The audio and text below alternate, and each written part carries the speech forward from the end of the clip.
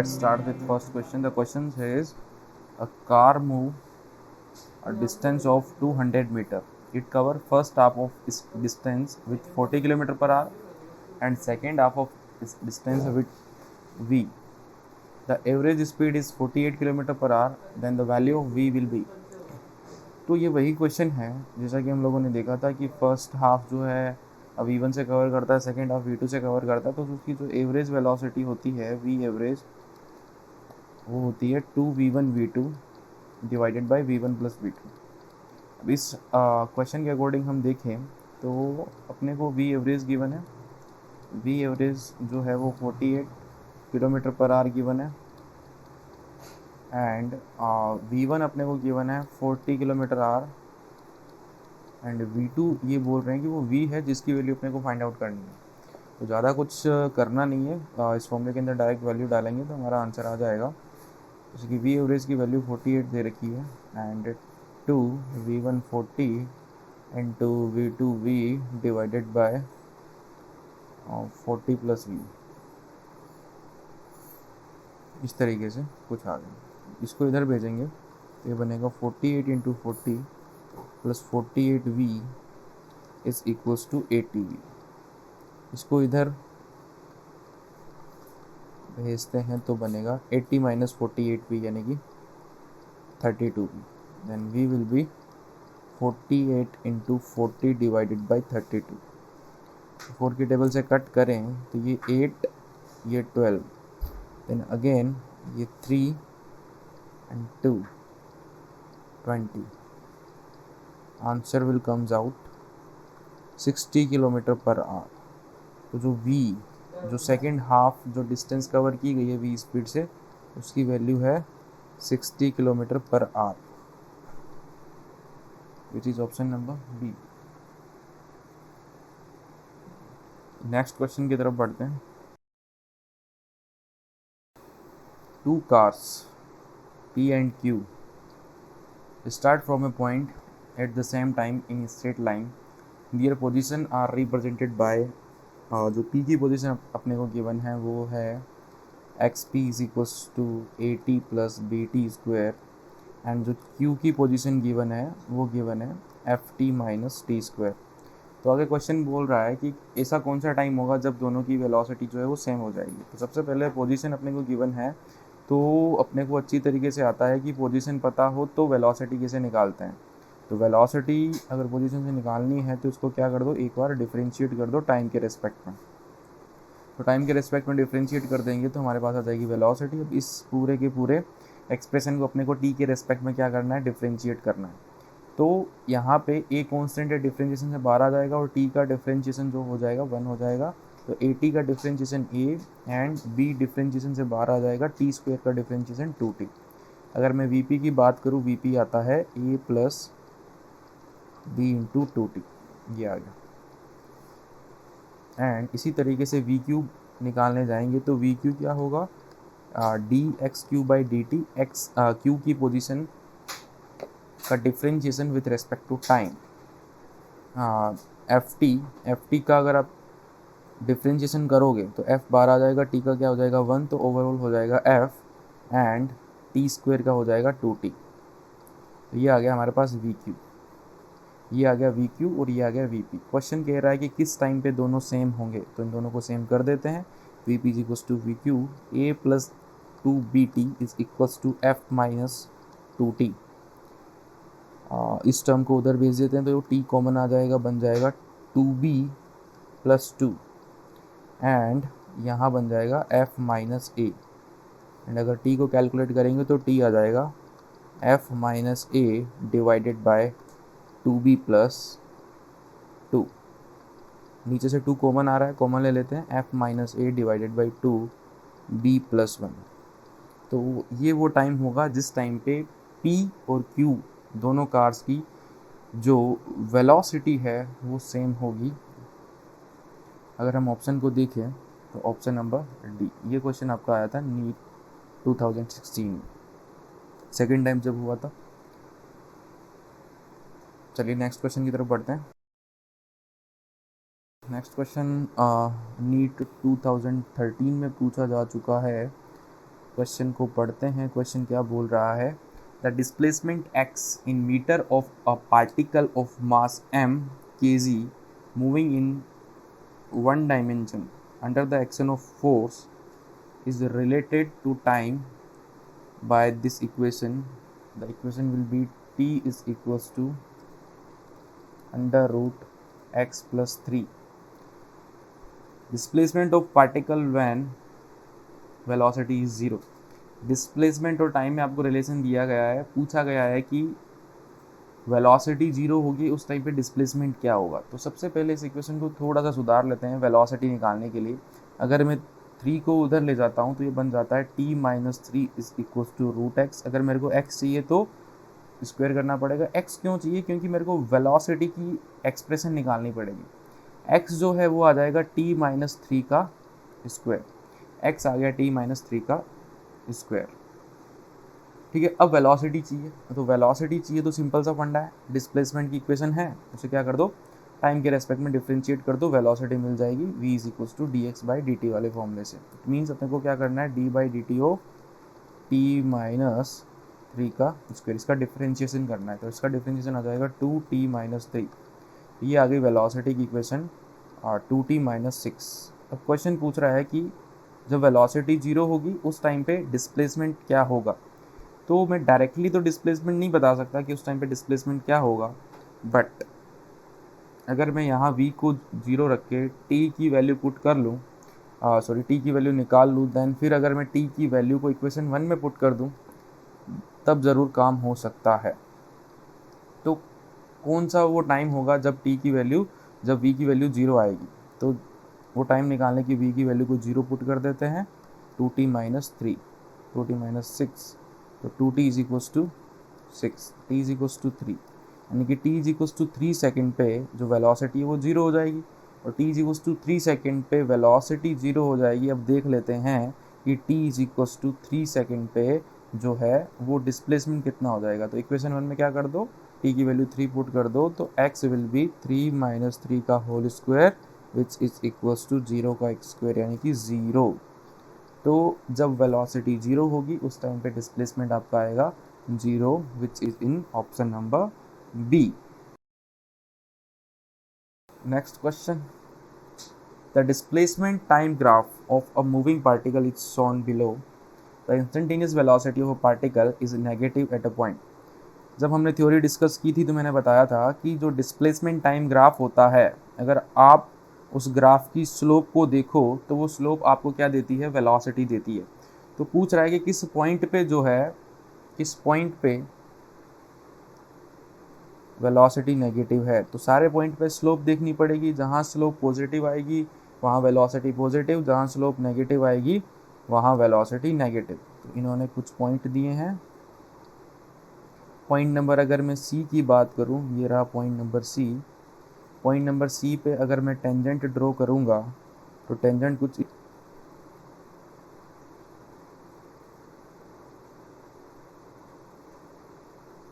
इस तरीके का टेंजेंट बनेगा। अगर आप ध्यान से देखो, ये जो टेंजेंट है वो,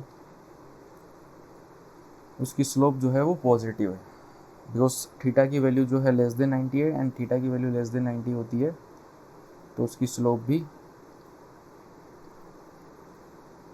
पॉजिटिव होती है। दूसरा पॉइंट है आपका पॉइंट नंबर डी, एंड एक है पॉइंट नंबर ई, और ये है पॉइंट नंबर एफ। तो इन सभी पे अपन स्लोप बना लेते हैं। जैसे ही हम स्लोप बनाएंगे तो कुछ ऐसा अपने को मिलेगा। डी पे अगर आप ध्यान से देखोगे तो स्लोप आ रही है अप्रोक्स जीरो। ई पे स्लोप देखोगे तो ई पे स्लोप कुछ ऐसी आ रही है,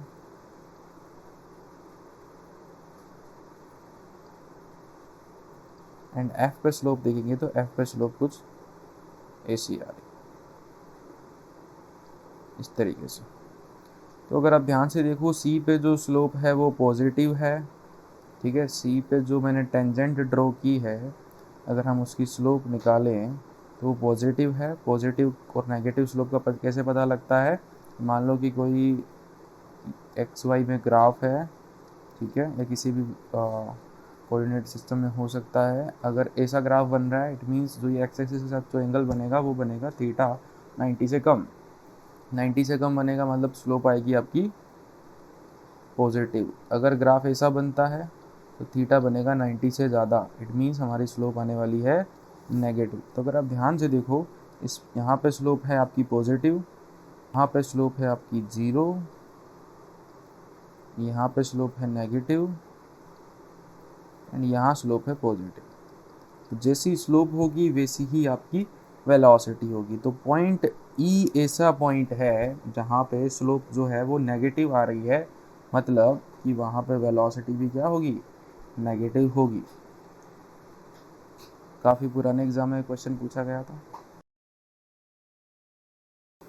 next question, a particle of unit mass undergo one dimensional motion such that velocity varies according to this equation, which is equals to v is equals to beta x raised to power minus 2n। इसका मतलब जो velocity है वो x पे क्या कर रही है, डिपेंड कर रही है, ठीक है। बीटा और n कांस्टेंट है, बीटा और n जो है वो कांस्टेंट है, और x जो है वो पार्टिकल की पोजीशन है। तो पूछा जा रहा है कि acceleration of a particle as a function of x क्या होगा। अगर आपको याद आ रहा हो तो एक्सेलरेशन के हम लोगों ने दो फॉर्मूले पढ़े थे, मैं फिर से डिराइव करा देता हूँ कि एक्सेलरेशन का सिंपल फॉर्मूला होता है dv/dt, बट अगर मैं दोनों साइड dx के ऊपर नीचे मल्टीप्लाई कर देता हूँ तो कुछ ये ऐसा बनेगा dv/dx, इसको मैं इसे लिख दूँ dx/dt। मैंने क्या किया, नीचे के dx और dt को इंटरचेंज कर दिया है। जैसे इंटरचेंज किया, ध्यान से देखो dx/dt ये बन गया, तो ए का एक फॉर्मूला बना v dv/dx। तो v तो मेरे पास है, अगर किसी तरीके से मैं dv/dx निकाल लूँ और अगर मैं इसको इक्वेशन 1 नाम दे दूँ और इक्वेशन 1 में dv/dx निकाल के पुट कर दूँ तो काम हो जाएगा। तो dv/dx निकालने के लिए इस इक्वेशन को x के रेस्पेक्ट में क्या कर दो, डिफ्रेंशिएट कर दो। तो इस इक्वेशन को x के रेस्पेक्ट में डिफ्रेंशिएट करेंगे तो कुछ ऐसा बनेगा, beta d/dx of x raised to power minus 2n, x raised to power minus 2n। अब इसका इंटीग्रेशन करना है तो इसका डिफ्रेंशिएशन करना है, तो डिफ्रेंशिएशन कुछ इस तरीके से हो जाएगा, x की पावर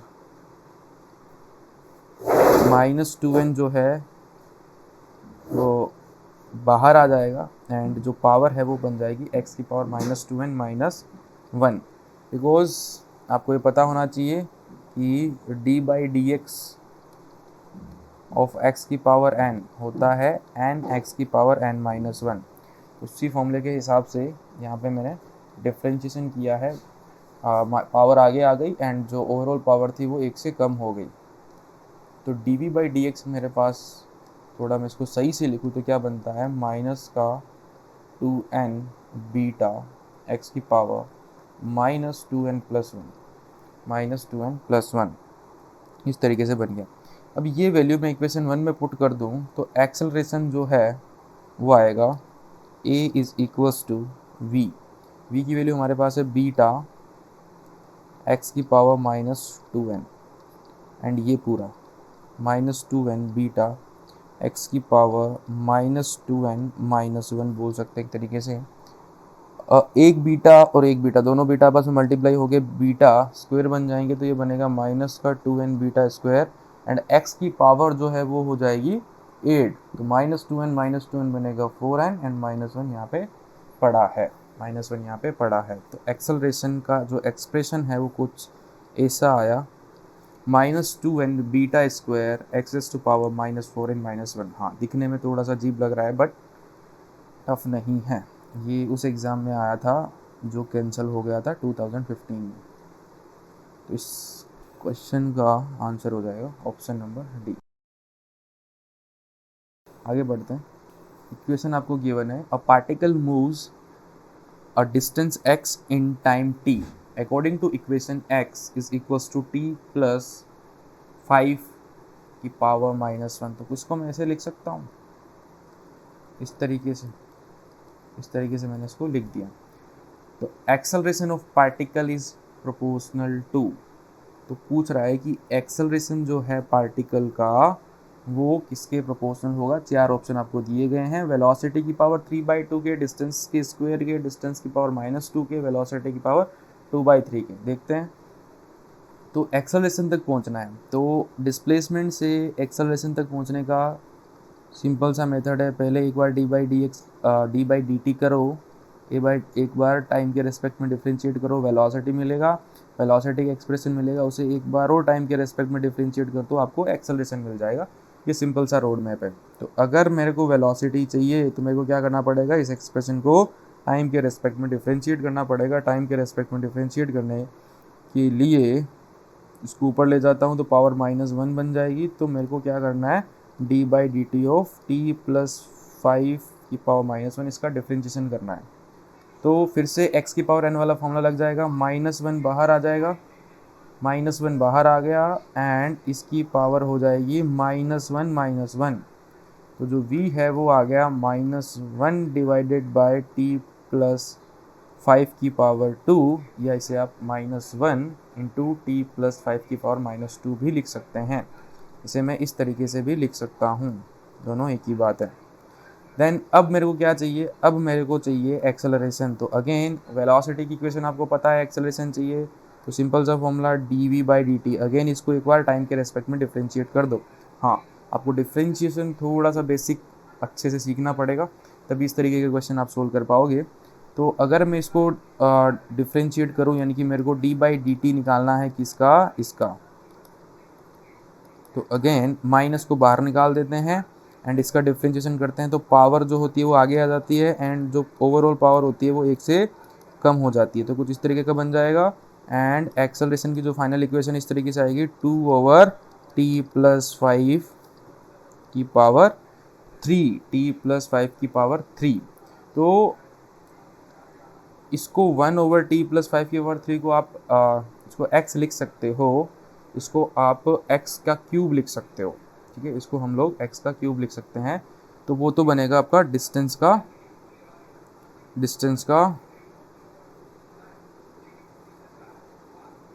स्क्वायर, उससे बात बनेगी नहीं। अगर इसको और अच्छे से करना है तो इसका अपन क्या ले लेते हैं, क्यूब रूट ले लेते हैं। क्यूब रूट लेके अगर मैं इसको उसके बाद स्क्वायर कर दूं तो v ज़रूर बन जाएगा।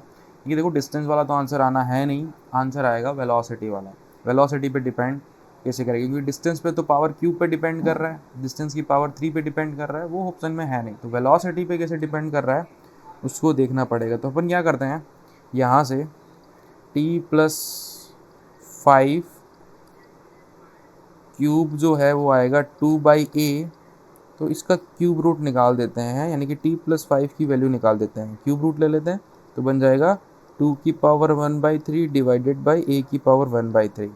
अब अगर ये t प्लस 5 की वैल्यू मैं यहाँ पे रख दूँ, इसको इक्वेशन 1 नाम दे देता हूँ, अगर मैं t प्लस 5 की वैल्यू यहाँ पे रख दूँ तो काम ज़रूर हो जाएगा।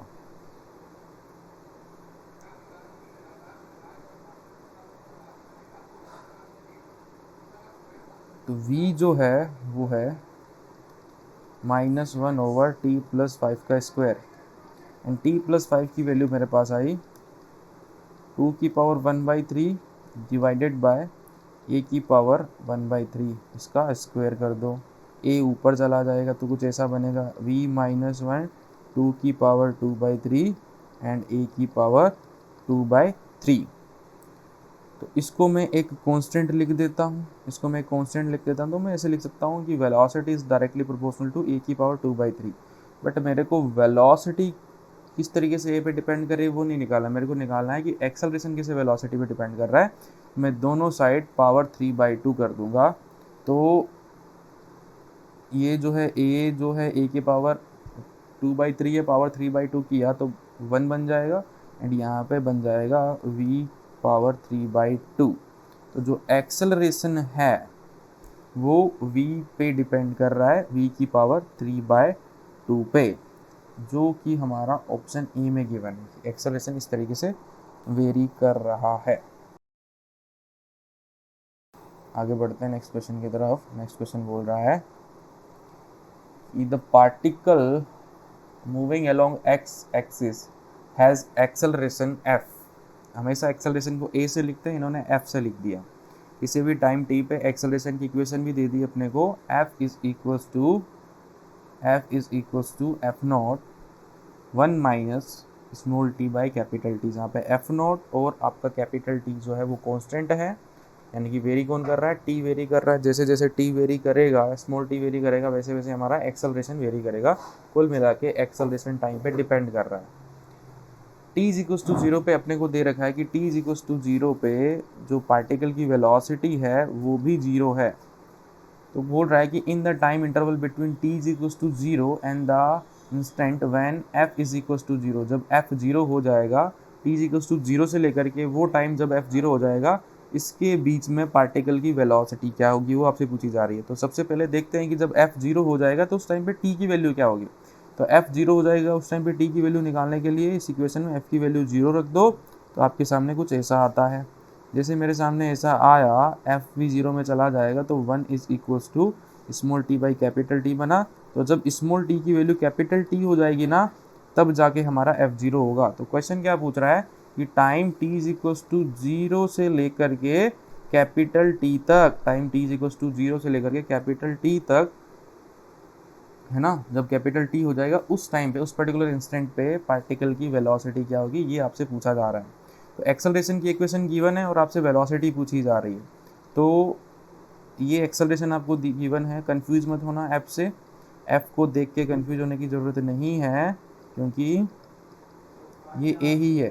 तो ए को D we by D t, a को D we by D t अपन लिखते थे, तो यहाँ पे एफ एक्सेलरेशन है, तो एफ को D we by D T लिख दिया, कोई दिक्कत वाली बात नहीं है। देन कुछ ऐसा बन गया मेरे पास। अब क्या करना है, अब मैं डी टी को थोड़ा इधर ले आता हूँ, डी टी को इधर ले आता हूँ, तो कुछ इस तरीके से बन जाएगा। डी टी इधर आ गया। अब अगर मैं दोनों साइड से इंटीग्रेट कर दूँ तो मेरा काम हो जाएगा, दोनों साइड से इंटीग्रेट कर दूँ तो मेरा काम हो जाएगा। तब इंटीग्रेशन करना है तो आपको लिमिट भी लगानी पड़ेगी।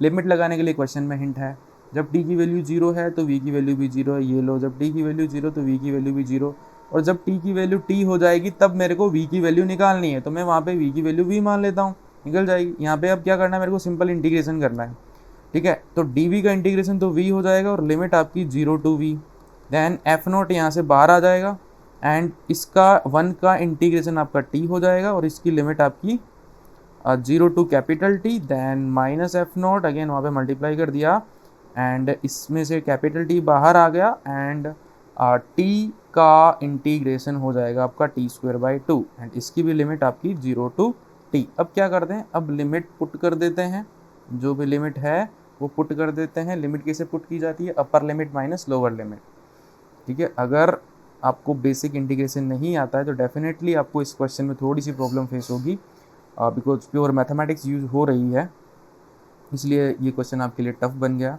तो अगर मैं ये लिमिट पुट कर दूं तो लिमिट ऐसे पुट की जाती है, upper limit minus lower limit, तो v माइनस ज़ीरो, यहाँ पे एफ नोट बाहर है, यहाँ पे भी लिमिट पुट करेंगे तो बनेगा t minus zero minus f not by t और t square by two minus zero, इससे इसका स्क्वायर कट जाएगा, तो v इज इक्वल्स टू बना f not t minus f not t by two. तो एफ नॉट टी में से f not t by two जाएगा तो आई थिंक बचेगा f not t by two बचेगा हमारे पास।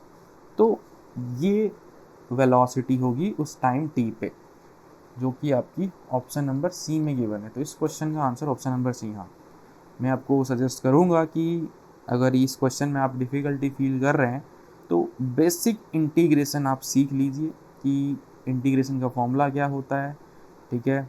एक्स की पावर एन का इंटीग्रेशन का फॉर्मूला क्या होता है, 1 का इंटीग्रेशन क्या होता है, देन लिमिट कैसे पुट की जाती है, वो चीज़ आप सीख लोगे तो ये क्वेश्चन आपके लिए आसान होगा। अदरवाइज़ ये क्वेश्चन आपको बहुत ही मुश्किल लगेगा। खैर, बढ़ते हैं आगे नेक्स्ट क्वेश्चन की तरफ। नेक्स्ट क्वेश्चन क्या बोल रहा है कि a ball is thrown vertically downward with a velocity of 20 metre per second. एक बॉल को वेलोसिटी 20 मीटर पर सेकेंड से नीचे की तरफ फेंका गया एक टावर के टॉप से, ठीक है। अब अगर ये ग्राउंड को 80 मीटर पर सेकेंड से हिट करती है तो बताओ टावर की हाइट क्या है। तो सबसे पहले डायग्राम बना लेते हैं, ठीक है।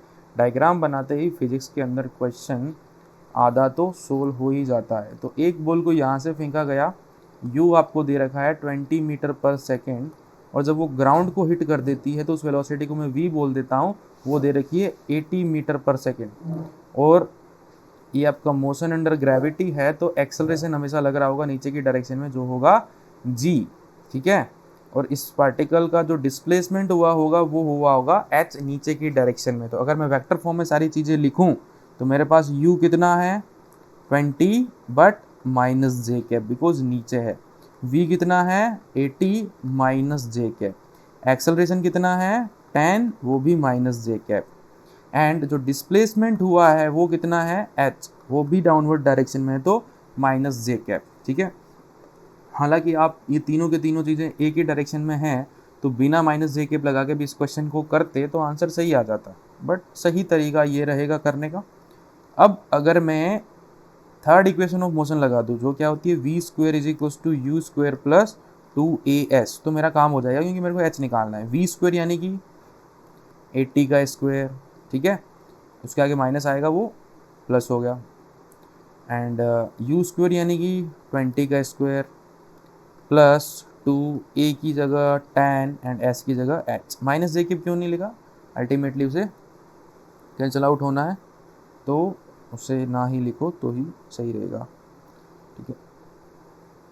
अब देखो 80 का स्क्वायर क्या होता है 6400, 400, ये बना 20 h।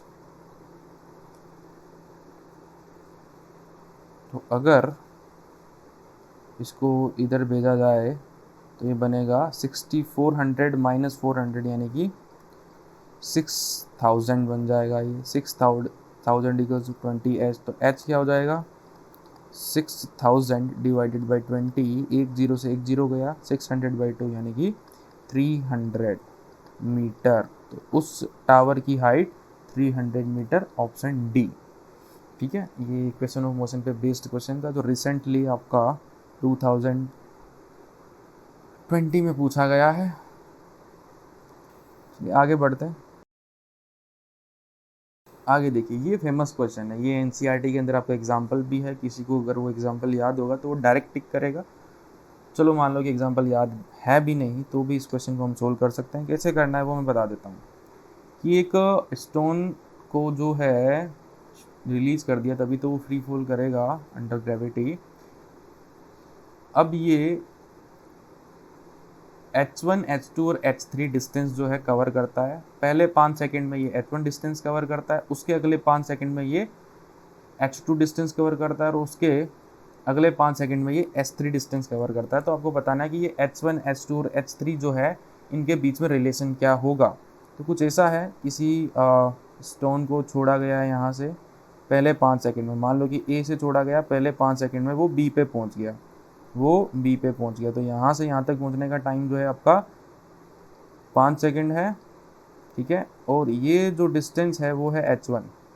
इसी तरीके से अगले 5 सेकंड में वो मान लेते हैं कि सी पे पहुँच जाता है, और ये जो डिस्टेंस आपको दे रखी है वो दे रखी है h2, ठीक है। तो ऐसा बोल सकते हैं कि वो 10 सेकंड में ए टू सी पहुँच गया, फिर अगले 5 सेकंड में वो h3 डिस्टेंस कवर करके डी पे पहुँच जाता है, ठीक है। अगले 5 सेकंड में वो h3 डिस्टेंस कवर करके डी पे पहुंच जाता है। तो क्या मैं ये बोल सकता हूँ कि वो 15 सेकंड में जो है ए टू डी पहुंच गया, 15 सेकंड में उसने h1 plus h2 plus h3 distance cover कर ली। इसी तरीके से इस क्वेश्चन को करने वाला है। इनिशियल वेलोसिटी कितनी है, इनिशियल वेलोसिटी आपकी 0। ध्यान से देखिएगा। तो बी तक पहुंचने में कितना डिस्प्लेसमेंट हुआ, अगर वो मेरे को देखना है तो बड़ी आसानी से देख सकते हैं अपन। कैसे, टाइम आपको गिवन है, सब कुछ गिवन है, यू कितना गिवन है 0, एक्सेलरेशन कितना होगा माइनस का जी, क्योंकि वो डाउनवर्ड डायरेक्शन में ग्रेविटी लगेगी, जे कैप भी लिख सकते हो माइनस का जी जे कैप। एंड जो आपका डिस्प्लेसमेंट हुआ है वो कितना हुआ है, वो माइनस का h हुआ, बिकॉज वो भी डाउनवर्ड h1 हुआ है, क्योंकि वो भी डाउनवर्ड डायरेक्शन में। और इस पूरे के पूरे प्रोसेस में आपको टाइम लगा है 2 सेकेंड। अगर मैं सेकेंड इक्वेशन ऑफ मोशन लगाऊँ, क्या होती है s is equals to u t plus half a t square. तो s कितना है माइनस h1 एंड u आपका 0, तो ये 0 हो गया, ये बना हाफ माइनस का g यानी कि 10 रख देते हैं वैल्यू, एंड टी स्क्वायर यानी कि 5 का स्क्वायर। तो ये h1 जो है वो बन जाएगा 125। h1 जो है क्या बन गया, 125 बन गया। इसको इक्वेशन 1 बना के रख लो आप, ठीक है। अब आ जाइए, अब बात करते हैं, ये ए टू बी का मोशन हो गया। अब बात करते हैं ए टू सी के मोशन की। अगेन u आपका जो है 0, एक्सेलरेशन आपका फिर से माइनस का g, एंड माइनस का g यानी कि अभी से माइनस का 10 लिख सकते हो। s जो है इस बार है माइनस का h1 plus h2, because a to c गया तो उसने h1 plus h2 distance travel की। एंड इस पूरे प्रोसेस में ए टू सी जाने में से कितना टाइम लगा, 10 सेकेंड, बिकॉज 5 प्लस 5 10 सेकेंड लगा, ठीक है। अब ये H2 अगर मेरे को निकालना है तो फिर से सेकंड इक्वेशन में मोशन लगानी पड़ेगी यही। तो S की वैल्यू रख देते हैं, कितनी है, माइनस का h1 प्लस h2, ut आपका 0 होना है, हाफ ए टी स्क्वायर यानी कि माइनस 10 इंटू इसका स्क्वायर 10 का 10 का स्क्वायर 10 का स्क्वायर बनेगा, माइनस से माइनस कट जाएगा तो h1 plus h2 comes out 500, ठीक है। अब h2 निकालना है तो h2 हो जाएगा 500 माइनस h1, h1 की वैल्यू 125 पता है अपने को, तो ये बन जाएगा 500 माइनस 125, ये बन जाएगा आपका 375 बन गया h2, ये बन गया आपका 375। अगर बड़े ही आप गौर से देखो h1 और h2 में कुछ रिलेशन निकालना चाहो तो जो h2 है वो h1 का जस्ट ट्रिपल है। तो मैं लिख सकता हूँ कि जो h2 है वो है 3 टाइम्स h1, या मैं ऐसे लिख सकता हूँ कि h1 जो है वो है h2/3, h1 जो है वो है h2/3, ये मैं लिख सकता हूँ। अब आ जाओ लास्ट मोशन में ए टू डी की बात कर लेते हैं, ए टू डी की बात कर लेते हैं। पार्टिकल ए से शुरू हुआ और डी पे गया, ए से शुरू हुआ तो ए पे तो इनिशियल वेलोसिटी 0, एक्सेलरेशन अगेन आपका माइनस का 10। इस बार डिस्प्लेसमेंट कितना हो गया, इस बार डिस्प्लेसमेंट ए टू डी गया तो डिस्प्लेसमेंट हो गया माइनस का h1 plus h2 plus h3, displacement हो गया minus h1 plus h2 plus h3। Minus क्यों लिख रहा हूँ, क्योंकि वो डाउनवर्ड डायरेक्शन में है। एंड टाइम कितना लगा ए टू डी जाने में, टोटल टाइम लगा 15 सेकेंड, ए टू डी जाने में टोटल टाइम लगा 15 सेकेंड। फिर से आप इक्वेशन लगा दो तो minus h1 plus h2 plus h3, s is equal to ut, u 0 है तो सारा 0 हो गया, half a t square, a minus का 10 और t हो गया आपका 15 का स्क्वायर। तो माइनस से माइनस कट जाएगा, again h1 plus h2 plus h3 आपका आएगा 5 इंटू 15 का स्क्वायर यानी कि 225 इंटू 5, 225 इंटू 5। अगर हम इसे सोल्व करें तो ये बनता है ये बनेगा h1 plus h2 plus h3 बनेगा 1125। अब मेरे को h3 निकालना है तो h3 क्या आएगा, 1125 माइनस h1 माइनस h2 जो आएगा 1125 माइनस 125 माइनस 375 जो कि आपका आ जाएगा 625 h3। अब अगर आप ध्यान से देखो तो h1 को अगर मैं 5 से मल्टीप्लाई करूं तो मुझे मिलता है h3। तो मैं लिख सकता हूं कि जो h3 है, या फिर अगर आप ऐसे भी देख सकते हो कि जो h3 में अगर मैं 5 का डिवाइड मारूं तो मेरे को h1 मिल जाएगा। तो जो h1 है वो है h3/3, h1 जो है वो है h3/3।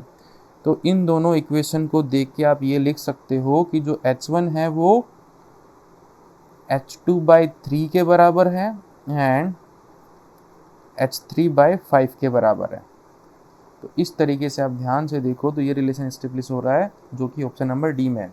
अब अपने को इस क्वेश्चन को करने में इतनी मेहनत लग गई, ये क्वेश्चन एनसीईआरटी में गिवन है। अगर डायरेक्ट आपको याद होता है एनसीईआरटी का, अगर आपने वो क्वेश्चन कर रखा होता तो सीधा आप ऑप्शन डी टिक करते और अपना इतना टाइम जो है बचा लेते, इतना कैलकुलेशन का टाइम आप बचा लेते। अब अगला जो आएगा, मान लो कि इसके नेक्स्ट ई पॉइंट पे जाता है ये सेम टाइम में 5 सेकंड के अंदर, उसे h4 नाम देता हूँ। तो वो जो h4 है डेफिनेटली जो h4 होगा और h1 में जो रिलेशन होने वाला है वो होगा h1 is equals to h4/7, यानी कि इस कोई बॉडी फ्री फॉल करती है तो सेम टाइम इंटरवल में जो कवर की गई डिस्टेंस है वो एक पर्टिकुलर रेशियो के अंदर होती है, और जो वो रेशियो होता है 1:3, 1:5, 1:7, 1:9, इस तरीके से आपका चलता रहता है, इस तरीके से जो है वो चीज़ चलती रहती है। तो अगर ये याद है तो डायरेक्ट हो जाएगा, नहीं तो इतनी कैलकुलेशन अपने को करनी पड़ेगी। आई होप आपको समझ में आया। नेक्स्ट क्वेश्चन, नेक्स्ट क्वेश्चन क्या बोल रहा है कि a boy standing at the top of tower of 20 metre height drop a stone. तो आपको वेलोसिटी बतानी है जब वो ग्राउंड को हिट करेगी। इससे कि इजी क्वेश्चन नहीं पूछा जा सकता, डायरेक्ट हमारा फ्री फॉल का फॉर्मूला लगता है √2gh वाला, √2gh वाला। तो v कितना आ जाएगा, √2 इंटू 10 इंटू हाइट दे रखी है आपको 20, तो ये √400 बनेगा, तो v आ जाएगा 20 मीटर पर सेकेंड। इतना आसान क्वेश्चन है, ऑप्शन नंबर बी 2011 में पूछा गया। आगे बढ़ते हैं। A ball is drop from a high rise platform t is equals to 0, t is equals to 0 पे एक बॉल को ड्रॉप किया गया, ठीक है। यहाँ से एक प्लेटफॉर्म बना देते हैं जो ग्राउंड से किसी हाइट पे हो, t इज इक्वल्स टू 0 पे एक बॉल को यहाँ से ड्रॉप किया गया मतलब उसकी इनिशियल वेलोसिटी 0। अब 6 सेकंड के बाद यहाँ से एक बॉल को और फेंका गया, 6 सेकंड के बाद यहाँ से एक बॉल को और फेंका गया, तो t इज इक्वल्स टू 6 पे ये बॉल थोड़ा नीचे पहुँच चुकी होगी और इसकी कुछ वेलोसिटी होगी, और उस टाइम पे एक नई बॉल को यहाँ से फेंका गया विथ वेलोसिटी v। अब इस बॉल को छोड़ा नहीं गया है, v वेलोसिटी से फेंका गया, ठीक है। अब ये दोनों की दोनों बॉल जो है t इज इक्वल्स टू 18 पे मिलती है, t इज इक्वल्स टू 18 पे ये दोनों की दोनों बॉलें मिलती है, यानी कि इन दोनों का जो डिस्प्लेसमेंट है यानी वाई डायरेक्शन वो सेम हो जाता है। मान लो तो ये वो पॉइंट है जहाँ पे वो मिलती है, ठीक है। ये अलग अलग मैंने शो किया, बट वो एक के पीछे एक छोड़ी गई है तभी तो मिलेगी। तो कुल मिला के बात ये कि जब वो मिलेगी तो वो वाई डायरेक्शन में सेम डिस्प्लेसमेंट कवर करेगी, तभी वो मिल पाएगी। अब अगर आप ध्यान से देखो तो ये जो फर्स्ट बॉल है वो एच हाइट नीचे जाने में कितना टाइम लगी, वो एच हाइट नीचे जाने में 18 सेकेंड टाइम लेगी। एंड जो ये वाली बॉल है इसको तो 6 सेकेंड के बाद छोड़ा गया है, तो ये यहाँ से यहाँ जाने में सिर्फ और सिर्फ 12 सेकेंड लेगी। अगर ये चीज़ आपने पकड़ ली तो क्वेश्चन सोल्व हो गया। अब ध्यान से देख लो कि फर्स्ट बॉल कितना नीचे जाएगी और ये बॉल कितना नीचे जाएगी इस टाइम में, और वो सेम होगा बिकॉज उन्हें मिलना है, वो सेम होगा, वो सेम पुट कर देंगे अपन। तो फर्स्ट के अकॉर्डिंग जो एच है बॉल फर्स्ट, ठीक है, बॉल फर्स्ट के अकॉर्डिंग मैं चीज़ें लिख रहा हूँ जिसको ड्रॉप किया गया है, वो t इक्वल्स टू 18 सेकेंड, यानी कि नीचे जाने में वो पूरे के पूरे 18 सेकेंड लेती है एच हाइट नीचे जाने में। तो इनिशियल वेलोसिटी कितनी है, 0 है। Displacement in y minus H है, माइनस एच क्यों लिखा, नीचे है। एक्सेलरेशन कितना है, -10 है, नीचे की डायरेक्शन में है, ठीक है। और टाइम इसको लग रहा है 18 सेकेंड, तो अगर इसके लिए मैं सेकेंड इक्वेशन लगा दूँ s is equals to u t plus half AT square, तो बनेगी -h, ये 0, ये पूरा 0 बन जाएगा, ये बनेगा हाफ a की जगह -10 t स्क्वायर यानी कि 18 का स्क्वायर। तो माइनस से तो माइनस कट जाएगा, h आएगा आपका 5 इंटू 18 स्क्वायर। एक बार इसको 18 स्क्वायर पढ़ा रहने देते हैं। अब सेकेंड बॉल की बात करते हैं, सेकेंड बॉल के लिए बात करते हैं। सेकेंड बॉल के लिए आपका जो u है वो 0 नहीं है, u जो है वो माइनस का v है, उसे -v वेलोसिटी से फेंका गया नीचे की डायरेक्शन में, इसलिए माइनस लगा है, और उसकी स्पीड जो है वो v है, ठीक है। अब उसका भी डिस्प्लेसमेंट कितना है, -h है, एक्सेलरेशन उस पर भी -10 है, बट उसको पहुंचने में टाइम लग रहा है सिर्फ और सिर्फ 12 सेकेंड के लिए सेकेंड इक्वेशन ऑफ मोशन लगा दो तो कुछ ऐसा बनेगा, -h is equals to -v into 12 plus half -10 into 12 square. तो माइनस कॉमन लेके कट जाएगा तो बनेगा h is equals to 12v plus 5 12 का स्क्वायर। अब यहाँ से h की वैल्यू पुट कर दो इस इक्वेशन में, तो ये बनेगा, इसको सोल्व करने की ज़रूरत नहीं है 12 को। तो यहाँ पे 5 into 18 square is equals to 12v plus 5 into 12 square, ये उधर जाएगा तो 12v बन जाएगा 5 18 स्क्वायर माइनस 12 स्क्वायर। अगर आप ध्यान से देखो a square minus b square वाला फॉर्मूला लग रहा है, चाहो तो आप डायरेक्ट कर सकते हो, नहीं तो ऐसे भी कर सकते हो। तो मैं फॉर्मूला लगा के कर रहा हूँ, ए माइनस बी इंटू ए प्लस बी। तो 12v बन गया आपका 5 इंटू 6 इंटू 30। अगर आप ध्यान से देखो, ये 2 टाइम्स और ये 15 टाइम्स, एंड 5 इंटू 15 बनता है 75।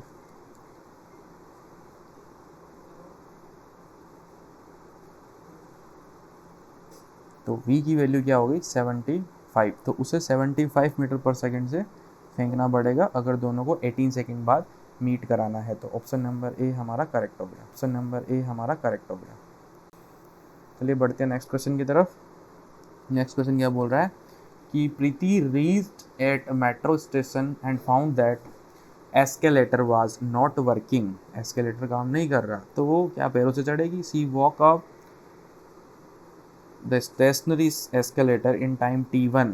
तो वो पैरों से चढ़ती है ऊपर, पैरों से ऊपर चढ़ती है तो उसे t1 टाइम लगता है। मान लेते हैं कि वो x डिस्टेंस कवर करती है, और उसे x डिस्टेंस कवर करने में कितना टाइम लगता है? t1 टाइम लगता है। तो हम बड़ी ही आसानी से बता सकते हैं कि उसकी जो वेलोसिटी है, vp बोल देता हूँ, प्रीति की वेलोसिटी vp होगी, वो कितनी होगी? vp को मैं क्या ऐसे लिख सकता हूँ, x बाई t1। तो t कितना हो जाएगा? t को कैसे लिख सकते हैं? x by vp। हाँ जी, ज़रूर लिख सकते हैं। t1 आ गया मेरे पास, x बाई vp। इसी तरीके से आगे क्या बोल रहा है कि on other day if she remains stationary on the moving escalator. तो एस्केलेटर उसे t2 अगले दिन वो गई, एस्केलेटर उसे क्या मिला? चलता हुआ मिला। एस्केलेटर उसे चलता हुआ मिला तो वो किसकी स्पीड से ऊपर जाएगी? एस्केलेटर की स्पीड से ऊपर जाएगी। तो कह रहा है कि अगले दिन वो एस्केलेटर की स्पीड से ऊपर जा रही है, जिसे मैं वी नाम दे दूँ, तो उसे t2 टाइम लगता है। तो अगेन उसे कितनी डिस्टेंस तो उसे x ही कवर करनी है। तो इस बार v को मैं क्या x बाई t2 लिख सकता हूँ। तो t2 कितना आ जाएगा? x बाई वी आ जाएगा। ठीक है, तो t1 और t2 हमारे पास आ गए। अब आगे क्या बोल रहा है कि the time taken by her to walk up on moving escalator will be. तो अगले दिन अगर उसके दिमाग में कुछ खुरापात छूट जाए कि वो चल रहा है और वो भी ऊपर चढ़ेगी, दोनों केस होगा, तो उसे कितना टाइम लगेगा? तो चलना तो उसे x डिस्टेंस ऊपर ही है, बट इस बार वो खुद भी चल रही है, एक्सेलेटर भी सही है, ठीक है ना, एस्केलेटर भी सही है, दोनों सही है। तो इस बार कितनी टोटल स्पीड कितनी हो जाएगी? उसकी खुद की vp साथ में एस्केलेटर की जुड़ जाएगी ve। तो vp और ve दोनों जुड़ जाएंगे, तो इस टाइम हम मान लेते हैं कि उसको टाइम लगता है t। उसको टाइम लगता है t।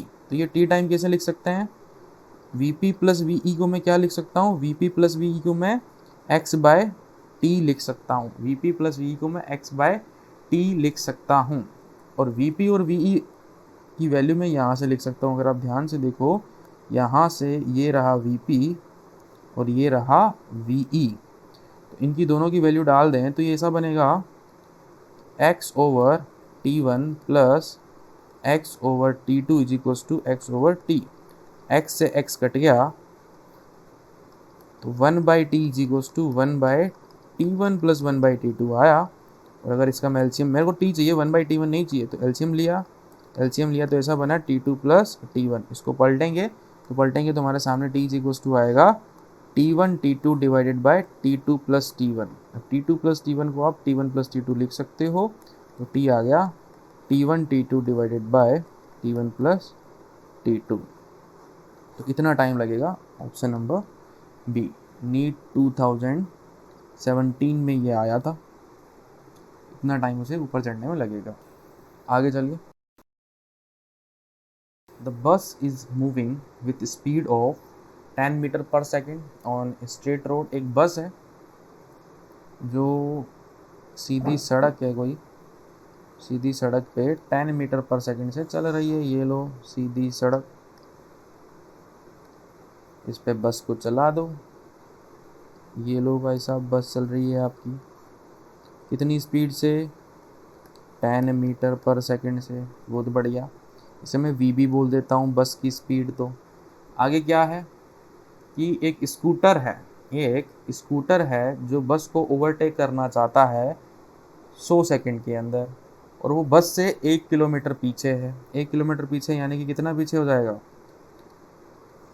1000 मीटर पीछे है, कहाँ है, यहाँ कहीं है, ठीक है, यहाँ कहीं हमारा स्कूटर वाला, यहाँ कहीं है हमारा स्कूटर वाला। चलो स्कूटर बना दिया, ठीक है। अब मान लो कि ये वी स्पीड से चल रहा है, मान लो कि ये वी स्पीड से चल रहा है, तो बोल रहा है कि अगर इसे 100 सेकेंड में, सॉरी हाँ 100 सेकेंड में बस को ओवरटेक करना है तो किस स्पीड से जो चलना पड़ेगा। तो इस टाइप के क्वेश्चन या फिर आपके चोर पुलिस वाले जो क्वेश्चन होते हैं वो रिलेटिव मोशन पे बेस्ड होते हैं। तो आप क्या करो कि स्कूटर को ओवरटेक करने दो, आप बस में जाके बैठ जाओ, ये लो बस में जाके बैठिए, बस में जाके बैठे तो आप बस के फ्रेम में आ गए, बस में फ्रेम में आ गए तो अब आपको स्कूटर की जो स्पीड है वो वी दिखाई नहीं देगी, वो दिखाई देगी आपको स्कूटर की वेलोसिटी विथ रेस्पेक्ट टू बस, जो कि होगी v s minus v b, v s minus v b. अब यहाँ से देखोगे, अब आप बस में बैठ के, तो बस आपके रेस्पेक्ट में क्या है, स्टेशनरी है, तो अब आपको बस इसको बैठ के देखना है, स्कूटर पास में आएगा और इसको ओवरटेक कर देगा। तो स्कूटर अब आप इसके अंदर बैठ के तो किस स्पीड से चल रहा है, v s minus v b से चल रहा है, और इस स्पीड से उसे ये डिस्टेंस 100 सेकेंड में कवर करनी है। तो उसकी स्पीड कितनी होनी चाहिए, सिंपल सी बात है, उसकी ये डिस्टेंस अगर 100 सेकेंड में कवर करनी है तो वी एस बी जो होगा वो 1000/100, 1000/100, यानी कि v s b should be 10। V s b की वैल्यू क्या होनी चाहिए, 10 होनी चाहिए, बट मेरे को तो चाहिए वी एस, क्योंकि ये तो क्या है स्पीड बस के रेस्पेक्ट में, मेरे को एक्चुअल स्पीड चाहिए। तो मेरे पास यहाँ फॉर्मूला पड़ा है वी एस का, v s minus v b, ये पुट कर दो, v s minus v b लिख सकते हो वी एस बी को, जो कि हो जाएगा 10, वी एस निकालना है, वी एस आ जाएगा 10 प्लस वी बी, तो वी एस आ गया 10 प्लस वी बी की वैल्यू भी 10 है, तो वी एस आ गया 20 मीटर पर सेकेंड। तो उसे अपना स्कूटर जो है 20 मीटर पर सेकेंड से दौड़ाना पड़ेगा। अगर वो 20 मीटर पर सेकेंड से अपना स्कूटर दौड़ाता है तो 100 सेकेंड के बाद 1 किलोमीटर दूर जो बस होगी उसे क्या कर लेगा, ओवरटेक कर लेगा, जो 10 मीटर पर सेकेंड से चल रही है, ठीक है। तो ये सारे क्वेश्चन रिलेटिव मोशन से ही देखने होते हैं। ओवरटेक कर रहे हैं, पुलिस की गाड़ी जो है वो चोर की गाड़ी को पकड़ रही है, तो आपको ऐसे ही रिलेटिव मोशन से चीज़ें देखनी होती है। आप किसी एक ऑब्जेक्ट में जाके बैठ जाइए और काम हो जाएगा।